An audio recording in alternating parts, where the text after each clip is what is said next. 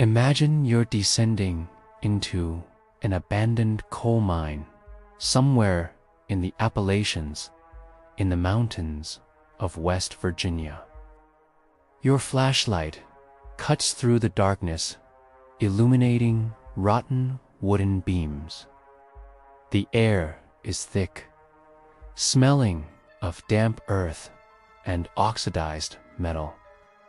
Somewhere in the distance, you hear the whisper of underground streams, and then a new sound, a distinct metallic clang, as if someone is striking a rail with a pickaxe.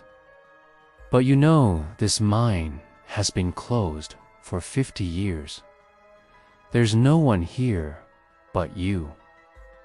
The sound comes again, closer this time, followed by a rhythmic, booming tread, like heavy boots walking along flooded tracks.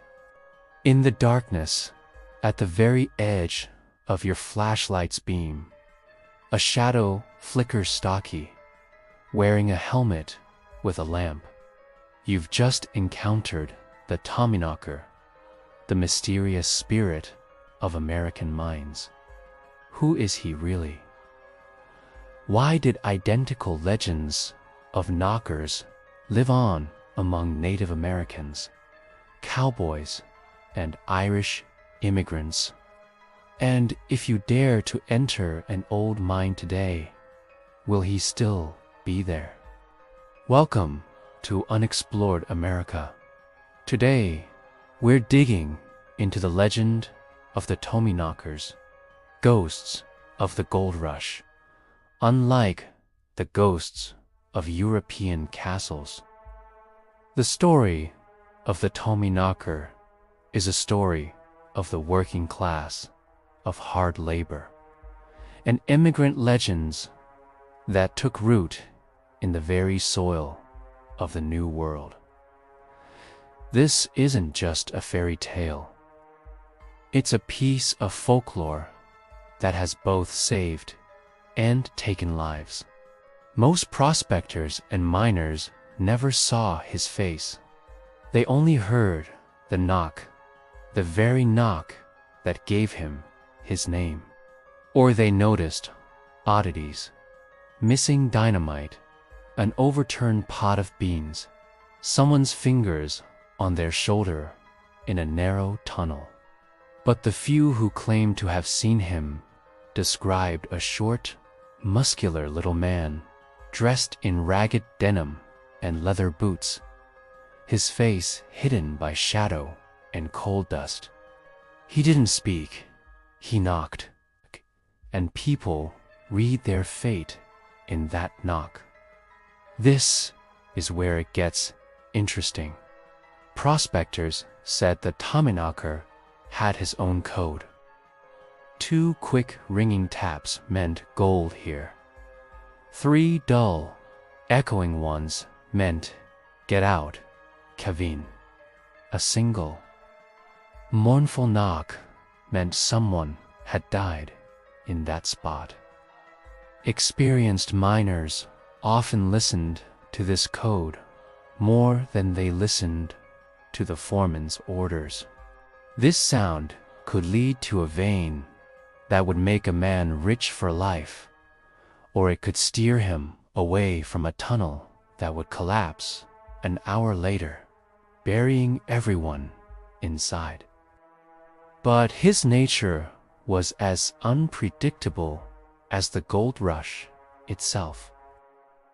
One day, he might knock the path to a massive nugget, but the next, he could lead a drunken cowboy into a booby-trapped shaft from which he'd never escape. He was called both the keeper of the mine and the mine's curse. Miners had their rituals. They said he hated whistling, a superstition brought over by Cornish immigrants.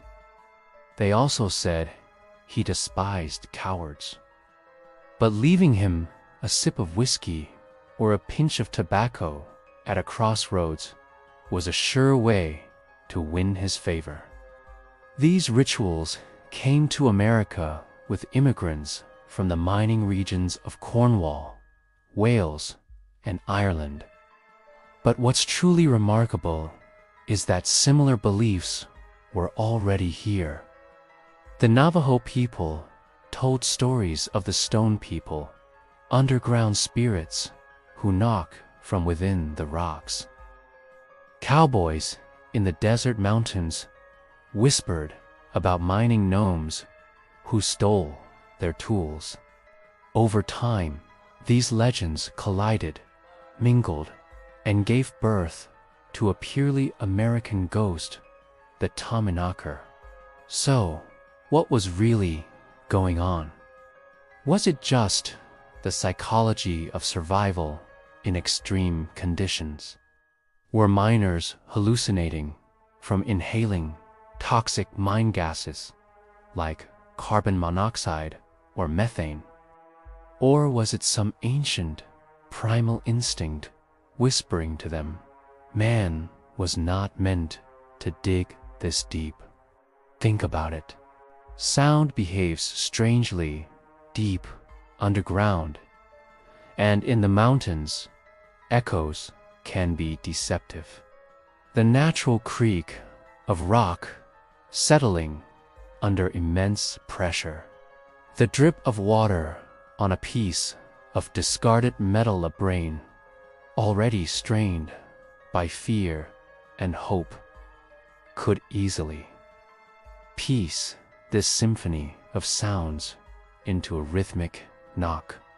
But that doesn't explain everything.